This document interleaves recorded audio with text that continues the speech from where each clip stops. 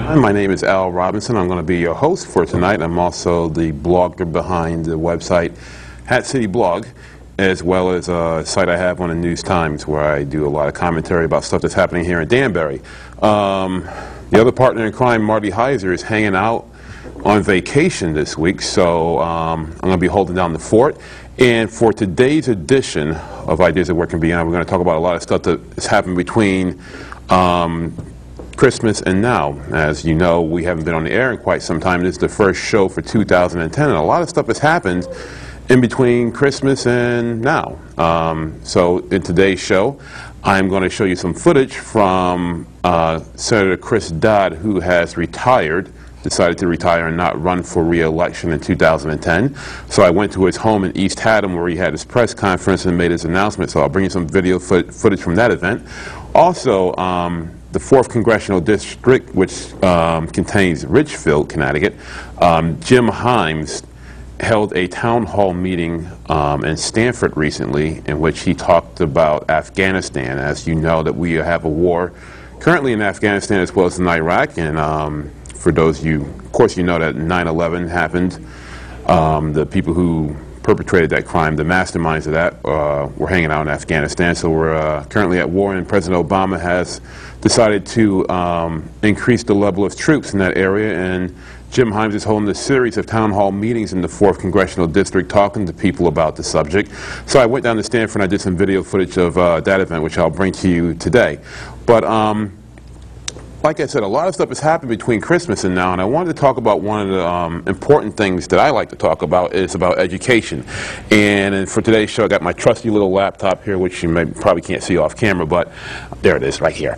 And we're going to talk about some things that have come up in the last few weeks. One of my favorite organizations, nonpartisan organizations, is called CONCAN, which stands for the Connecticut Coalition for the Achievement Now.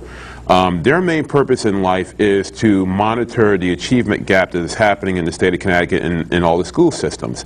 And every year they come out with a report card, and they basically do a report on all the schools in the area and tell you about where your particular schools rank across the state, how they're doing in terms of education performance, as well as the achievement gap performance.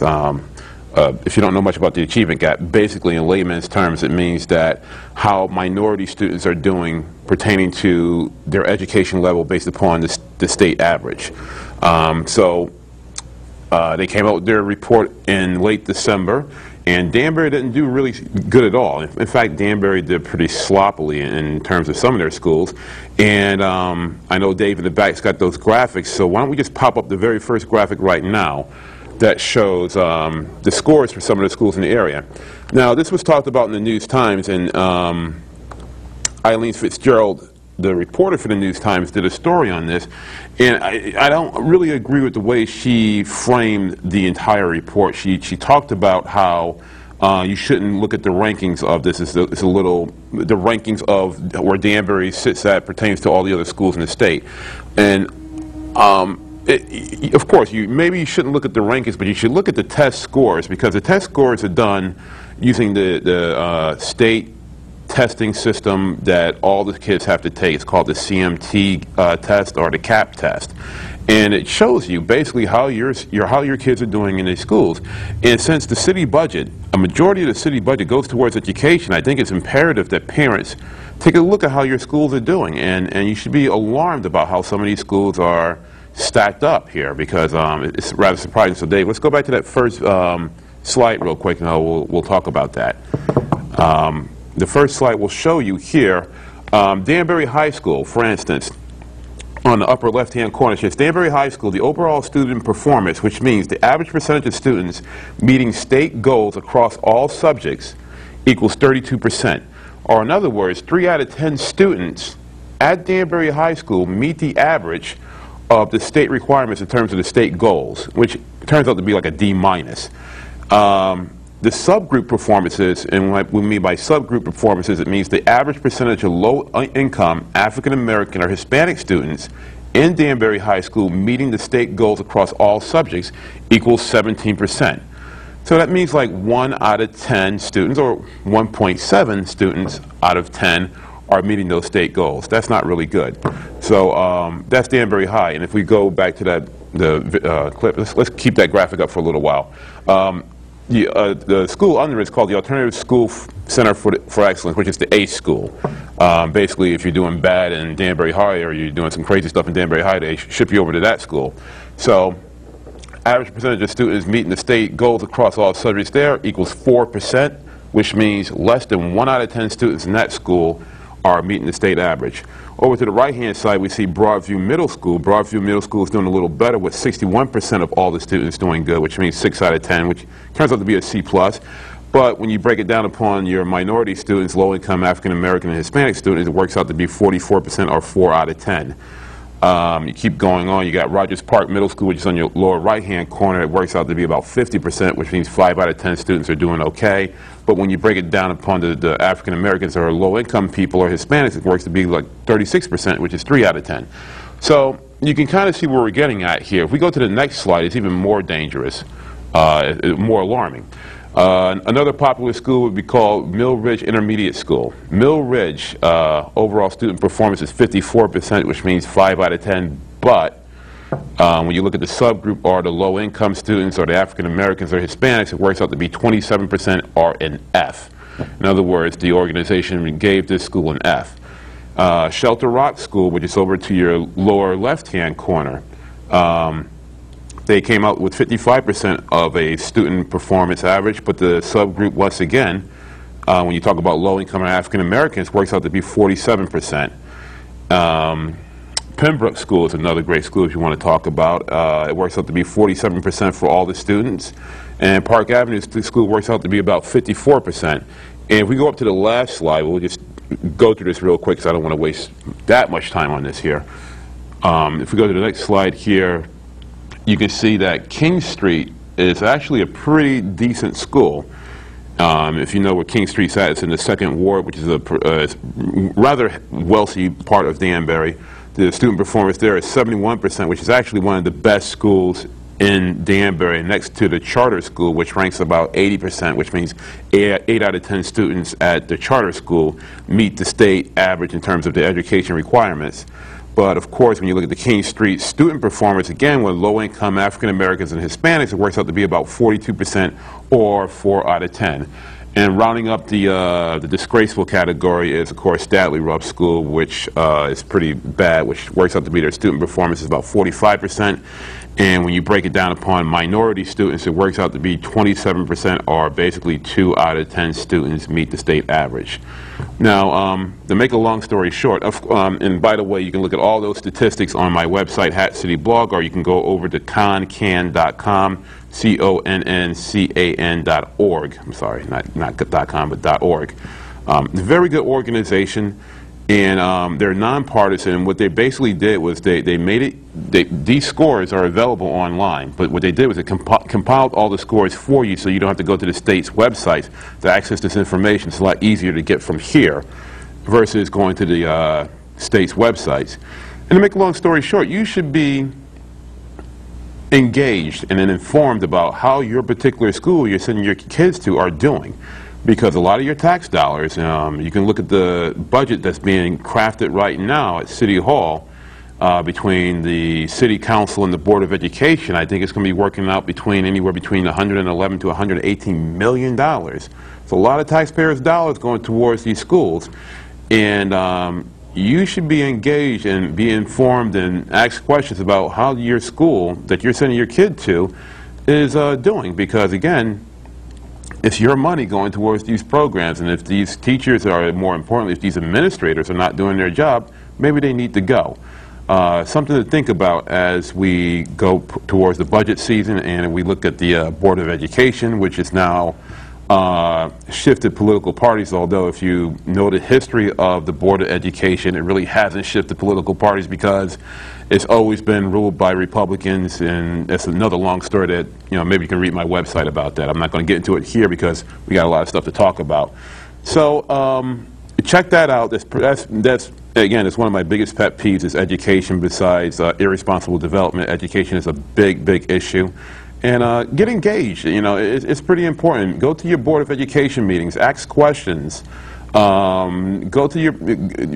PTA meetings. Get involved, because your money is going towards these programs, and some of these schools are not doing as well as they should be doing. All right, in other news, as we know, that Senator Chris Dodd has decided to retire and not seek re-election, which is definitely shaking up the political landscape, seeing that Richard Blumenthal has jumped into the race and basically just made it a blowout. I don't see Linda McMahon or Rob Simmons putting up much of a challenge against him. And because Richard Blumenthal has moved on from, he's decided not to seek re-election for Attorney General and go for the Senate, the Attorney General positions become wide open. It's an open field, which has not happened in quite some time. I think it's been about 20 years. I think the last Attorney General before Mr. Blumenthal was Mr. Lieberman, who beat Loyal Weicker in 1988. So it's been quite a time since these slots are opening, and of course it's a ripple effect. You know, Blumenthal's going for Senate, open seat for Attorney General, because of the open seat for Attorney General, and because of the fact that Susan Bicevich is moving on from Secretary of State, you have a lot of top positions that haven't been available for a long time open, which means a lot of your lower tier candidates who've been waiting in line for a very long time are going to start moving.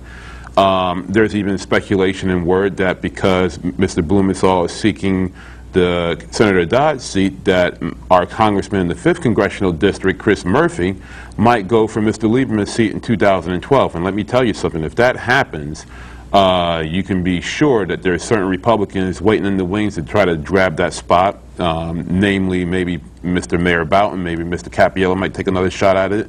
Maybe Mr.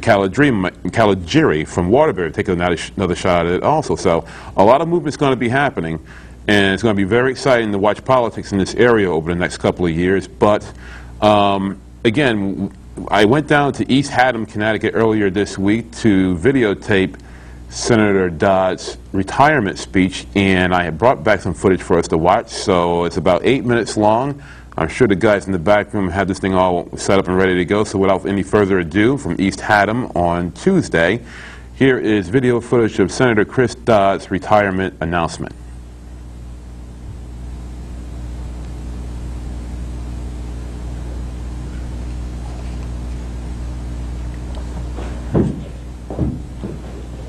We got it ready?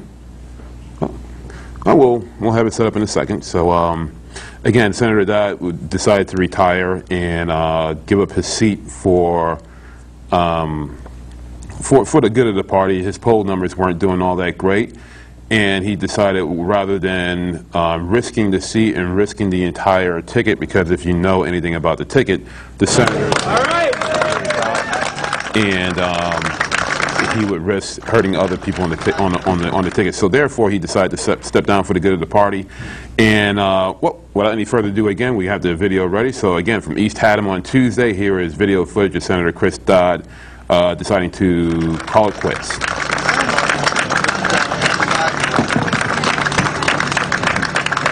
Wow. Ruining the neighborhood here with all these people gathered around. Well, Happy New Year and good morning to everyone. Every 6 years, over the past 3 decades, I've invited you to join me at our home to share in my decision to seek election and re-election to the United States Senate. On each of these occasions, I have begun my remarks by observing that every important journey in life begins and ends at home. Today is no exception. What is different about today, however, is not to announce the beginning of yet another campaign to the United States Senate, but rather to announce that after 35 years of representing the people of Connecticut in the United States Congress, I will not be a candidate for re-election this November. I want to begin these very brief remarks by expressing my deepest gratitude to the wonderful people of Connecticut for the remarkable privilege of being elected 8 times over the past 4 decades to our National Assembly. You've honored me beyond words with your confidence. Let me quickly add that there have been times when my positions and actions have caused some of you to question that confidence. I regret that. But it's equally important that you know that I have never wavered in my determination to do the best job for our state and our nation. I love my job as your senator. I always have, still do. However, this past year has raised some challenges that insisted I take stock of my life. Over the past 12 months, I've managed 4 major pieces of legislation through the United States Congress, served as chair and acting chair of 2 major Senate committees, placing me at the center of the 2 most important issues of our time, health care and reform of financial services. I lost a beloved sister in July, and in August, Ted Kennedy. I battled cancer over the summer, and in the midst of all of this, found myself in the toughest political shape of my career. Now let me be clear. I'm very aware of my present political standing here at home in Connecticut. But it is equally clear that any certain prediction about an election victory or defeat nearly a year from now would be absurd. Strange as it may sound, I'm not confident that I would be standing here today making this announcement if these situations had not occurred. None of these events or circumstances, either individually or collectively, is the cause for my decision not to seek re-election. Yet together these challenges have given me pause to take stock and to ask questions that too few of us in elected public life ever do. Why am I running? On a cold morning, 2 weeks ago tomorrow, I asked myself that very question. On the early frigid dawn of December 24th, Christmas Eve, with snow piled high along the streets of our nation's capital, I cast one of the most important, if not the most important, votes of my years in the United States Senate, a bill to fundamentally reform the healthcare system of our nation. An hour later, I was standing on the Virginia hillside at Arlington Cemetery, where Ted Kennedy rests along with his brothers in eternity, as he is in history, wishing that I could have seen the look in Teddy's eyes as the United States Senate took that historic step an hour before. I thought about the dozens of fine public servants, Democrats and Republicans, who have joined me in serving Connecticut over the course of my career at the local, state, and national level. I thought about the countless Connecticut families, ordinary people with extraordinary courage and spirit, whose lives have touched me over the years and whose stories have profoundly affected my decisions in the United States Senate. I thought about the dozens of patriotic senators with whom I have had the privilege of serving in an institution I dearly love. I have been a Connecticut senator for 30 years. I'm very proud of the job I've done and the results delivered. But none of us is irreplaceable. None of us are indispensable. And those who think otherwise are dangerous. The work to make our nation a more perfect union began long before I was elected to the Senate, and it will go on long after I am gone. Our country is a work in progress, and I am confident it always will be. That's what I thought about as I stood on that hillside in Arlington on Christmas Eve morning. That's what I've talked about with Jackie over this holiday season. And that is how I came to the conclusion that in the long sweep of American history, there are moments for each elected public official to step aside and let someone else step up. This is my moment to step aside. There'll be time to reflect in more detail on the years I've spent in public service. There'll be time to celebrate victories and mourn setbacks, share laughs and memories, and to thank profusely the talented, tireless, and numerous staffers, many of whom are here today, who have made my Senate work possible. But that time is not now. My service isn't over. I still have 1 year left on my contract with the people of Connecticut. 1 year from this week, our state will have a new United States Senator. In the meantime, we have important work to do. So a few closing thoughts. I believe in bipartisan solutions, but I also believe you can only achieve those results with vibrant, robust, and civil partisan debate.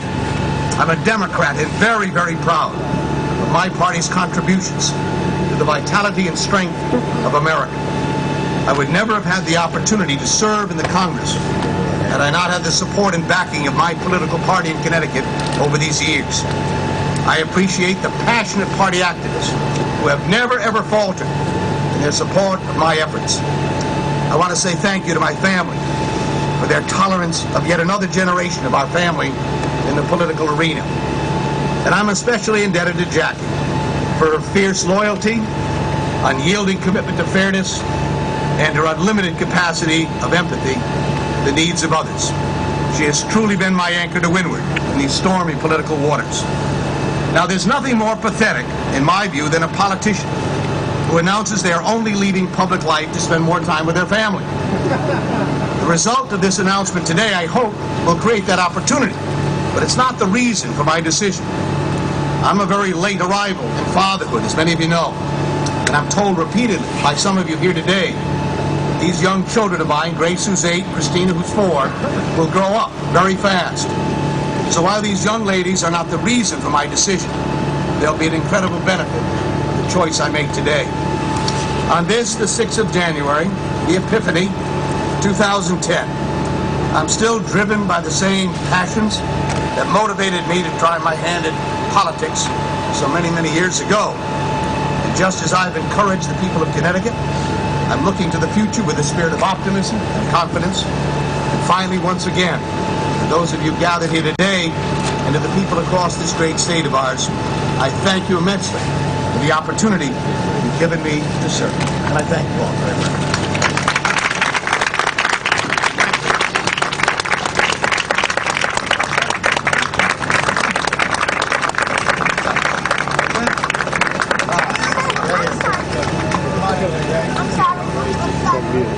Senator, will you endorse this little call? Absolutely.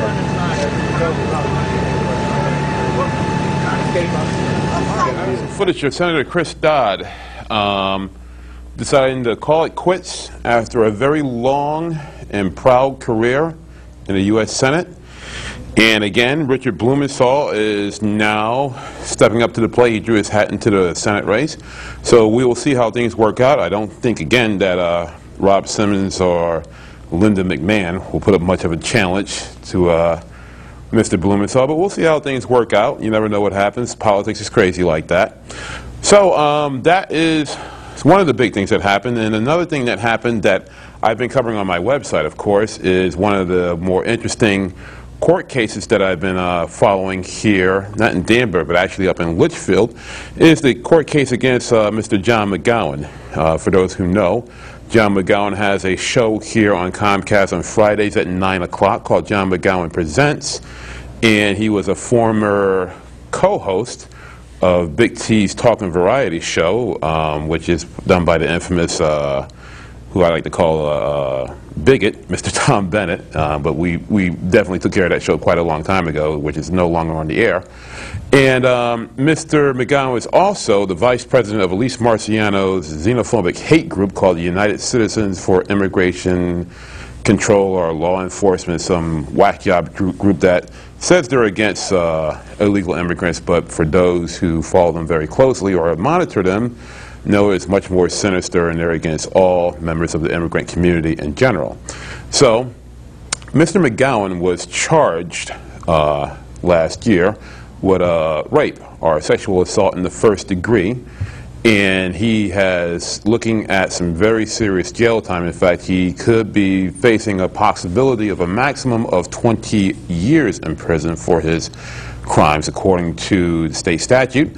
And he has made several appearances up at Litchfield's courthouse, which has been anything but uninteresting or unexciting. It's been very bizarre, to say the least, as myself and reporters for the Danbury News-Times, as well as the reporters for the Litchfield Register-Citizen, can attest to, because we've seen some very bizarre activity from Mr. McGowan and his cohorts.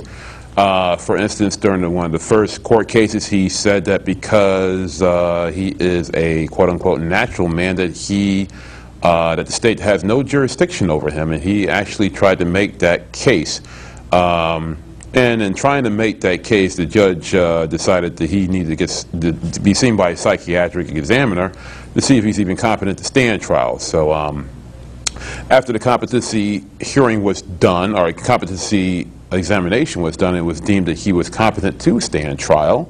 He tried again to assert that because he is a natural man, that the state has no jurisdiction over them.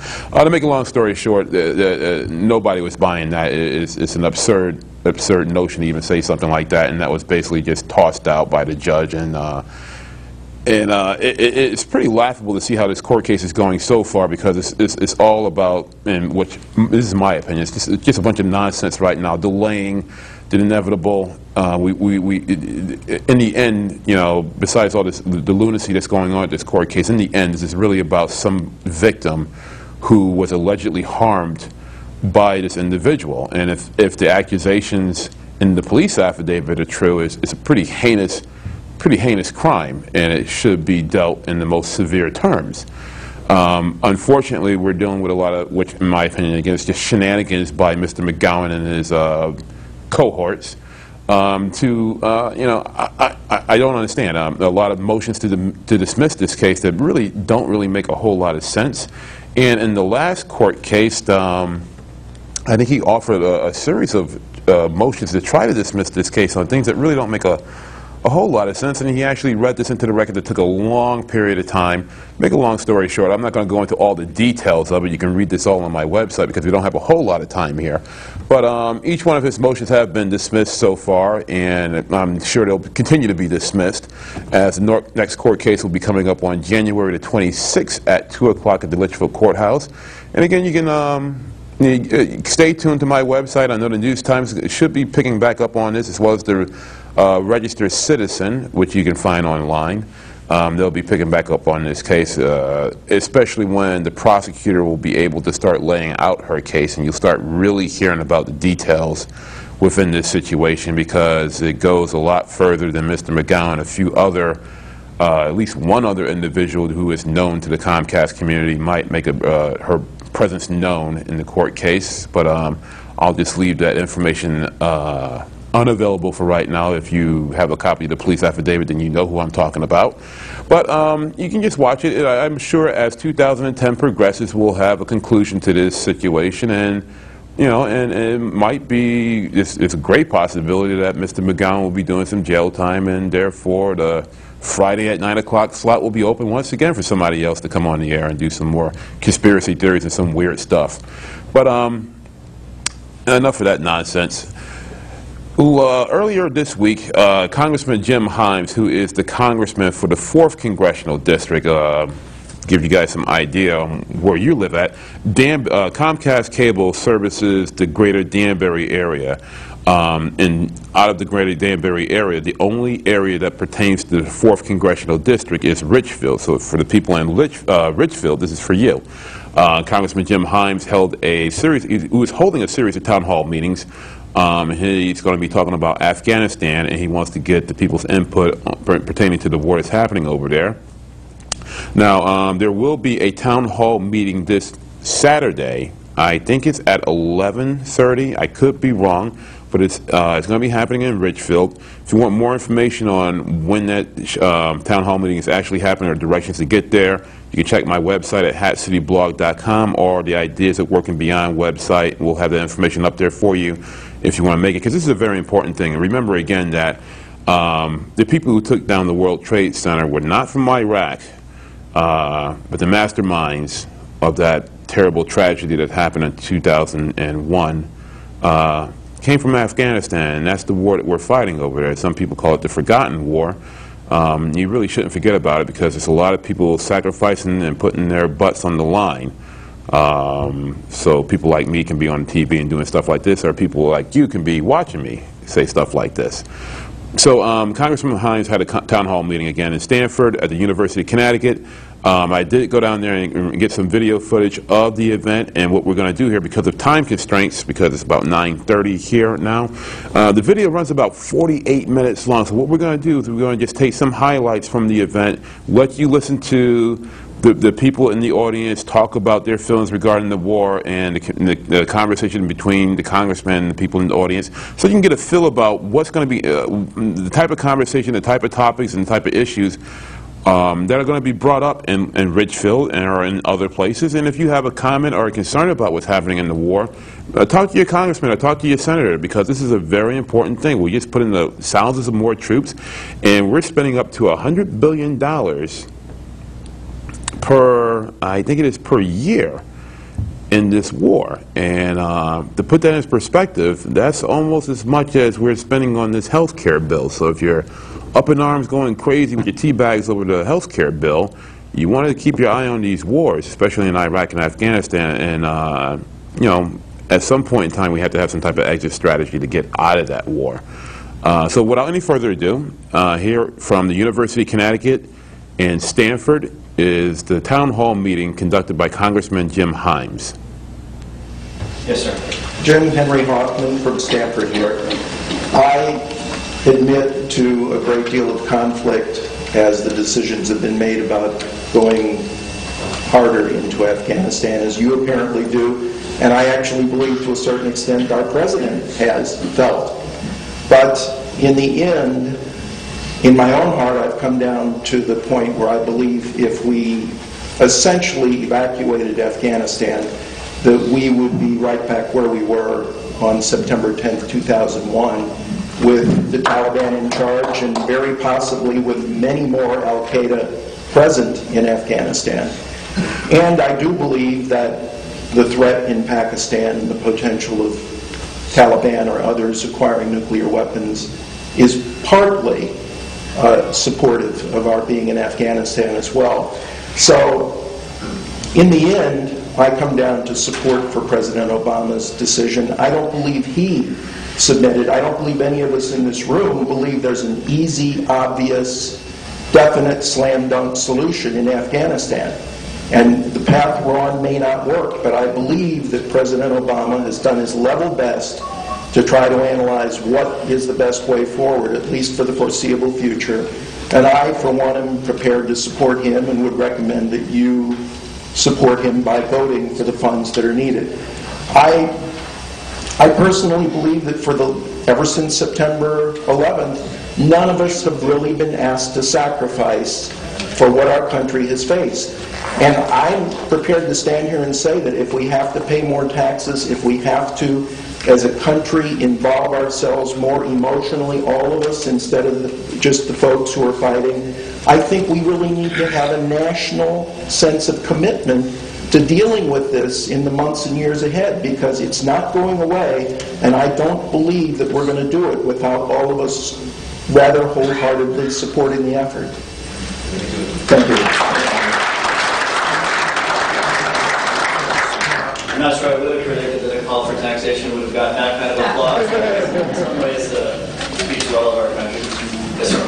Hi, my name is Richard Rades. I live in Westport. I graduated from West Point in 1967. After a year in Vietnam, I spent 2 years doing Asian defense planning on the Secretary of Defense's staff in the Pentagon. This, to me, is deja vu all over again. Supporting a corrupt government in Kabul, supporting a corrupt government in Saigon. You talk about, well, can we leave Afghanistan in turmoil? Well, we've got turmoil in Yemen, in Somalia already. Are we going to put troops in there? Afghanistan is under-resourced. Well, under General Petraeus' guidelines, we need to put 1 million troops in Afghanistan. Basically, I think you're caught in the Petraeus and the Crystal. Our two best generals have said we need these troops. This is what we think we can do over 18 months. At the end of 18 months, there's a strategic review, I gather. I think you do what Senator George Aiken of Vermont suggested back in the Vietnam War: declare victory and get out. Okay? The other thing that has disturbed me about this evening is I'm sitting here listening to you becoming an expert on Afghanistan, and I think back 8 years ago when Chris Shays became an expert on Iraq. And 2 trips, 10 trips, 14 trips. There's only so many hours you've got in a day. I'd rather see that time spent on figuring out how do we build employment in the 4th Congressional District. And I'm for a surtax right now to pay for both Afghanistan and Iraq. I think this BS about borrowing the money from the Chinese or whoever else has got to stop. We're going to fight a war we can pay for ourselves.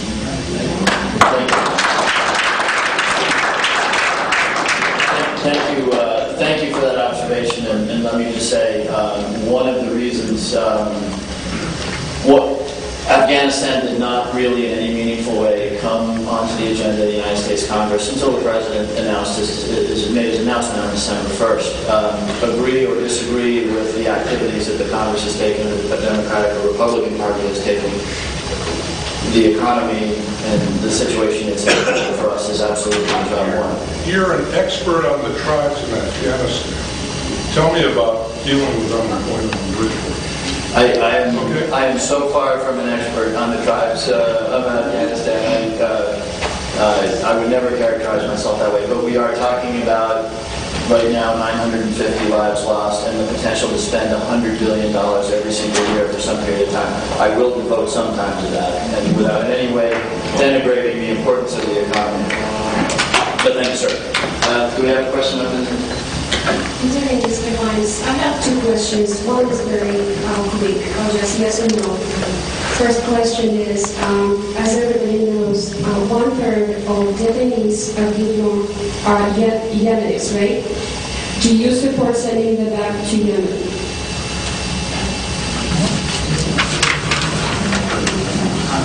No. Okay, the second question is regarding Executive Order 12425, which was actually signed by President Reagan in June '83. On December 17th, Barack Obama actually signed an amendment to this executive order, which allows international policy agencies unlimited immunity from U.S. law. Could you please explain what is happening and why it's happening? Why the Interpol people are not under United States laws, and why we're losing our liberties and freedom if they can bring us?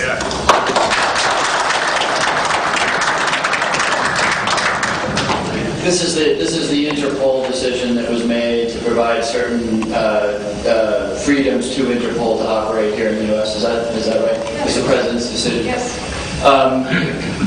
I'm not an expert on Afghan tribes. I'm also not an expert on Interpol. What I do know is that Interpol in this country is staffed and run by Americans. Interpol has, first of all, let's be clear about what Interpol is. Interpol is an information-sharing entity. It has no investigative or executive powers. It is an information-sharing entity. When we know about bad guys that are British, we share that through Interpol with the British and through Europe and other countries. So it's important that people understand that there is no investigative or police powers. The decision that Obama did, which I guess builds on the original Reagan decision, was fairly routine in as much as it accords the freedoms that are accorded to any, some of the freedoms that are accorded to international agencies operating in the United States, the United Nations, embassies, UNESCO, etc., certain freedoms to operate. But it in no way, to my understanding, and I'm telling you right now I'm not an expert on this, but it in no way gives any sort of police power to anybody who is not of a U.S. jurisdiction, city, state, or federal. But I'm sorry, why was amended signed? Because it specifically says that it allows international policy agencies, they are excluded, they have immunity from U.S. laws. At the same time, we're reading Miranda law, Miranda right to terrorists who kill our people. I don't understand. It looks like there is upside down. I can't understand. There was a reason why this amendment went through. I'm trying to understand. Where should they go? Yes. I do want to get back to Afghanistan, but let me close with an important thought.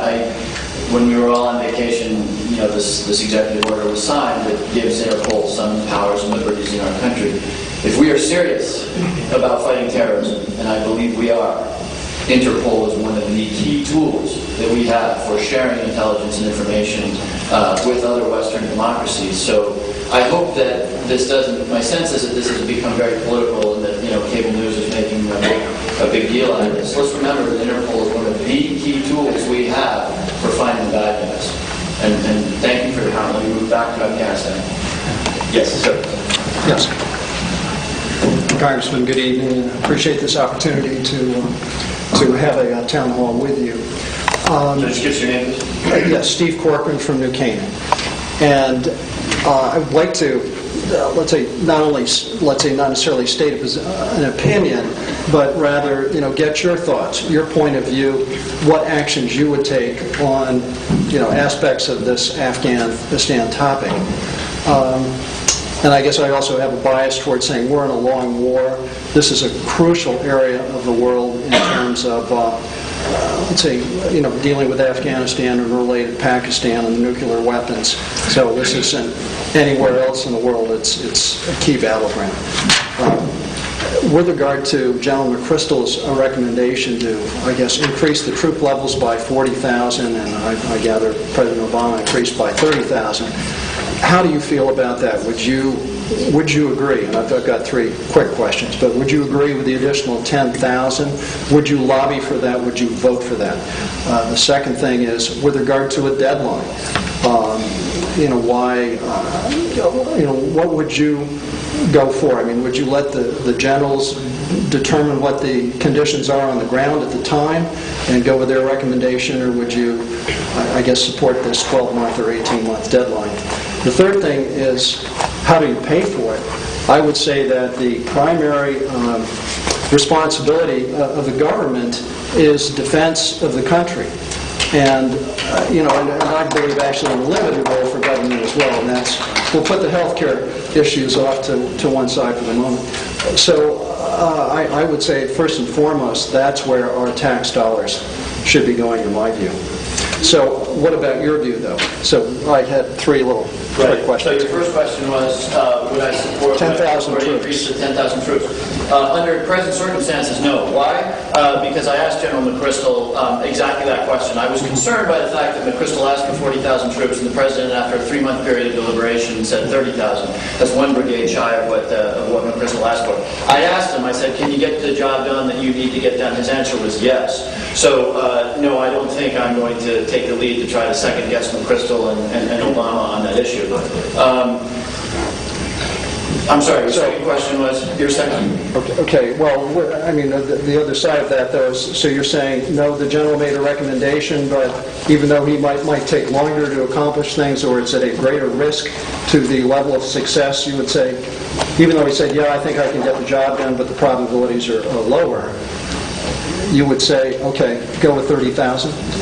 If McChrystal had answered my question that 30,000 means more dead Americans, longer time, I'm not sure I could do it. I would have a radically different view than I do right now. I would say, wait a second, if we're either going to do this right and do it big and do it the way we should do it, or we're not going to do it at all, let's not do half measures. This was my concern. He did not indicate that he thought that this was a half measure.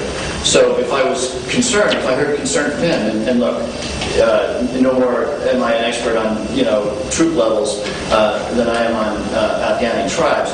A gentleman made the point over here, General Petraeus, who recently wrote the definitive manual on counterinsurgency, would suggest that the right number of troops on the ground is actually 5 or 6 or 700,000 more than what McChrystal has asked for. That is a deeply concerning thing. But no, look, if McChrystal had had a different answer, I would be very concerned. Given his answer, again, I'm not going to take the lead and say, no, I would like General McChrystal and President Obama to put forward 10,000 troops that they don't really think they need. So the 12-month or 18-month deadline? Oh, right. Where do you stand on that? Well, let's be clear. It's very important that we be clear on this quote-unquote deadline, because it's really nothing like a deadline. And you may like that or you may not like that. The fact of the matter is that the President was very squishy, my word, about what that 18 months means. If you look at what the administration officials said around it, they said we will evaluate, we will begin to make a withdrawal. It will be based on, and our actions will be based on conditions on the ground. I think that that's the right answer. I don't think you would say we are absolutely positively having everybody out by this date certain, because that would be to lose the ability to adapt and to learn and to gather information as you go. So the deadline's the wrong word. And again, you can like that or not like that, but believe me, the President was pretty squishy about what that 18 months meant. And I told you right up front, this is not an 18 months project. If you think that we are going to significantly reduce our troop commitment in 18 months, I think you're wrong. And your third question was, it wasn't a question, you said you would support tax dollars to pay for it. Yes, and say that being a primary mission of a goal of a function of the government. I agree with you. Thank you. Could you tell us the information that was shared with you regarding the CIA explosion and using these vital resources of intelligence? I mean, I am astounded by that event. These folks represent hundreds of years of experience, language knowledge, cultural knowledge. How could someone have just walked in there and not gone through multi-security checks to get that close to so many of them and totally destroy that capability? This is a real setback in my mind. So what information was shared with you? To be clear, nothing that you don't know. Nothing classified has been shared with me. The information is beginning to dribble out. What I know is we lost 7 CIA officers, 1 Jordanian. The individual who entered this base in Afghanistan was an agent brought to us by Jordanian intelligence. He was a doctor. There was this notion, the individual was a Jordanian. There was a notion that he as an agent could lead us to Al-Qaeda leadership. The CIA made a terrible mistake in assuming that this guy was a friend of them. And of course he wasn't. And so my guess is, we always seem to learn post facto. My guess is that in Langley, Virginia right now, people are doing a lot of thinking about how we treat people even that we think are on our side. So you're right. This is a terrible loss. It is obviously a hugely empowering and morale-building thing for the bad guys, and a huge loss for us. And this has not been a good month for the CIA. That was a terrible mistake they made. This is beyond the scope of the meeting, but the Christmas Day bomber. I sit on the Committee on Homeland Security, and that we would find ourselves 8 years after 9/11 with a guy whose father went to the CIA, who went to the embassy, who bought a ticket with cash, who didn't have luggage, who bought a one-way ticket, who we had picked up intercepts. I mean, this guy had red flags. I'm talking about the Christmas Day bomber. It was a colossal failure of our national security apparatus. Might I suggest, if on that committee, if you're given an opportunity, to suggest that there be a fairly routine checklist. For example, everybody gets checked at the front door. Everyone, for no exclusions, no exceptions, like the White House invitation party. Or, in other words, there ought to be, just like there is in a good hospital, there ought to be a certain checklist that these are the steps you take before you get, that you don't get the wrong leg amputated or something like that. So if you're on the committee, I would strongly recommend. Absolutely, thank you. No, I'm as you can tell, I'm appalled by the performance of our agencies with respect to the Christmas Day Detroit situation. Yes, ma'am. Good evening. My name is Maria Barbecho from Stamford, Connecticut. I have a kid, 18 years old. He's going to enlist in the Army next year. I have to leave this country because they taken out to me. I have no papers. I'm illegal here. But my son born here. He going to the Army. Who gonna grant me the life to my son? It's like if I'm going to Ecuador, who's going to curse him? He going to the Army, and who's going to? I don't know. I feel like I'm going to leave my son here. If he going to the war and he disappear in my life, it's like I feel really, I don't know. I have my hands tied, everything, because I really can do nothing in this country. My son born here. I live in this country 21 years. I have 3 kids. One is 18 and the other is 17. Both think they're going to Army. And the little one is with the baby's father. I don't see my baby for 31 days because he took the baby. He think I'm going back to Ecuador and doesn't bring no more to here. I feel very, very disappointed about the rights to here, and I don't know what I think about if my kids go in Army. I feel really sad about it. Thank you. Whatever your status, thank you that your son would choose to serve this country. Gentleman made the point.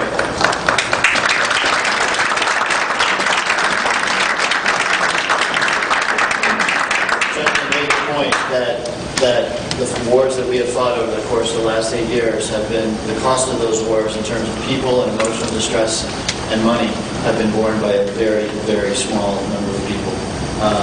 We have not collectively sacrificed or borne the expense or the pain of that. So regardless of your status, again, thank you for your son. Yes, ma'am. Hi, I'm Christina Hansen from Stanford.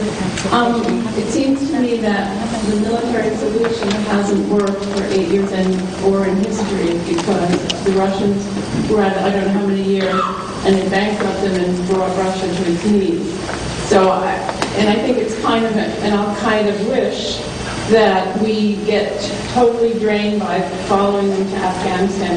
I think, my opinion is, I think we should get the CIA to really get it together and really be able to do a good job, have a small presence there, and really use other, like the women said before, other means, think outside of the box to make Afghanistan work better.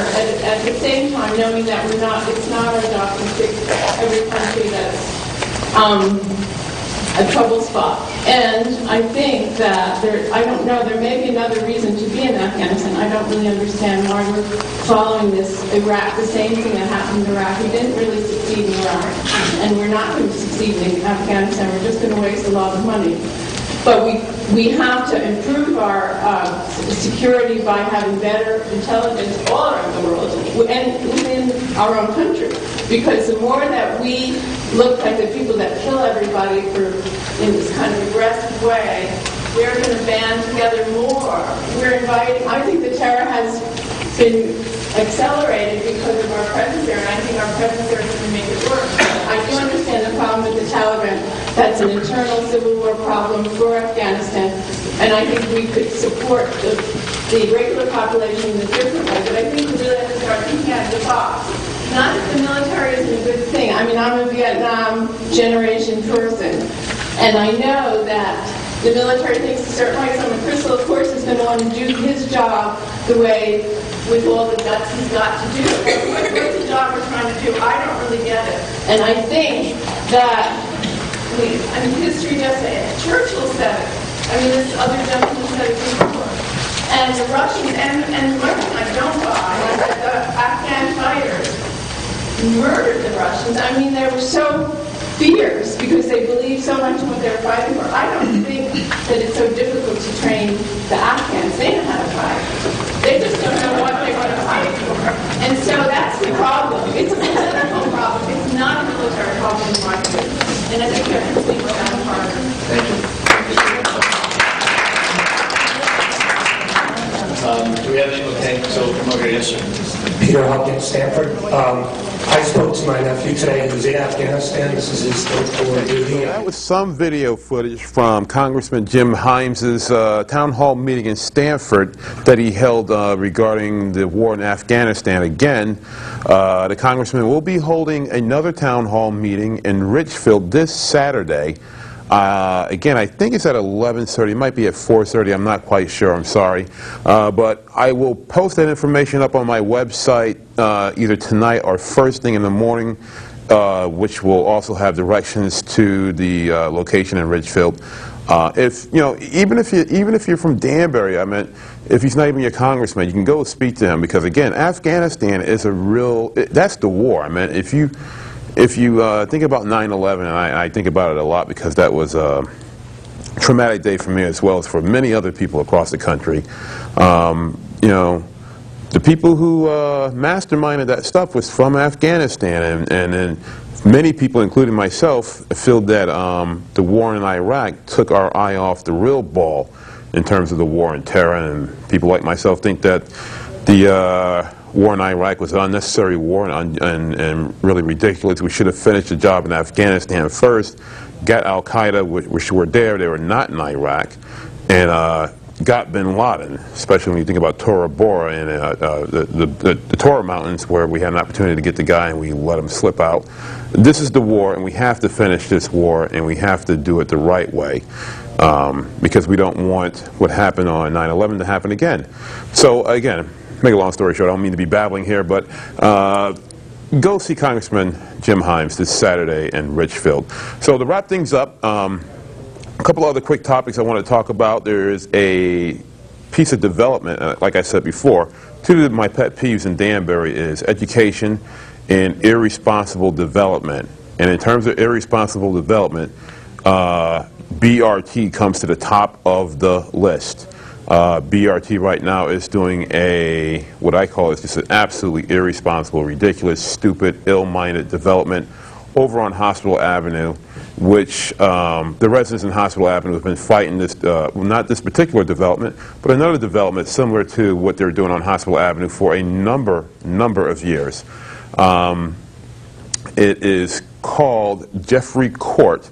But back in 2005, when the people, the residents in that particular area, fought BRT, it was called Hillside Gardens, and they actually were able to convince the Planning Commission to vote down that development at that time. It was a different development, but a lot of the concerns pertaining to why that development should not be there are basically the same as what people are griping right now. If you know anything about Hospital Avenue and that particular stretch of road over by Osborne Street and I think it's First Street, Virginia, that whole area over there, it's notorious for awful traffic, especially that stretch of Hospital Avenue, which goes and turns up towards Broadview Middle School.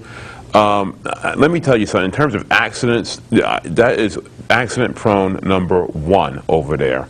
And to put a development such as that over in that little area, it's just absolutely wrong. It really is. And the Planning Commission voted that particular development down, and the BRT sued the city of Danbury, the Planning Commission, about their the decision back in 2005. And in 2007, the courts ruled in favor of the city and against BRT. So in another one of these quick moves from Mr. Dan Bertram, who runs BRT, he decides to sidestep the Planning Commission and change the dynamics of the development over there so that it doesn't have to go in front of the Planning Commission. If you know anything about zoning regulations, it is an RA3 zone, which means basically you can put up a I think it's a 3-level townhouses, a series of townhouses there. So he's able to put a townhouse up there. Make a long story short, this Saturday, Danbury Live, watch it. John Newmeller, he is the man with the plan, and he went up to the BRT press conference that was done by Tom Sidey and the Democratic City Council members who went up there to listen to the concerns from the residents. Saturday, 7 o'clock. Watch it. It's very good. You'll learn a lot about what's happening over there at BRT, and actually read my website as well, Hat City Blog. I have the whole history of that development up there on my website that you can read, and you can share it in the outrage, because if you know anything about that little piece of property over there, you'd be very amazed and alarmed on what BRT is doing. But without any further ado, thank you very much for watching the show. I'm Al Robinson, the host here this week. Marty will be back next week.